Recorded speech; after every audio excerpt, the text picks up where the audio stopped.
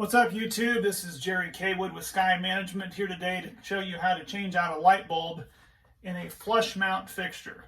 These are a little bit different than just unscrewing and screwing in a typical light bulb because there's a couple extra steps involved. You may need a step ladder to be able to reach this safely. Your first step is going to be to turn off the power or turn off the light switch so that you don't accidentally shock yourself when you're removing this.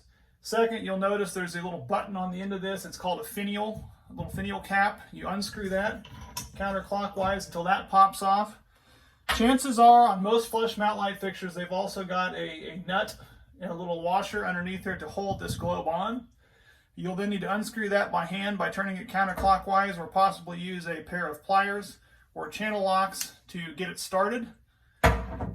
Once you then start it, you will need to push up and hold on to the globe as you unscrew this nut.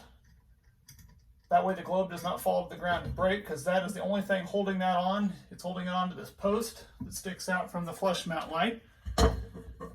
You then will take your new light bulb and screw it in like you would a normal light bulb.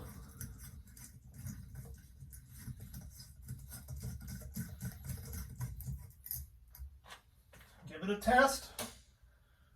Once it works, just repeat the process by taking the globe, putting it back over that post, and holding it in place, while you then take that nut and screw it over the end of the light post.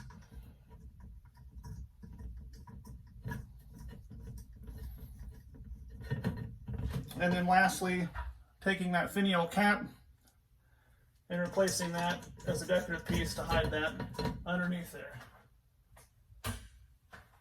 And that's all there is to it.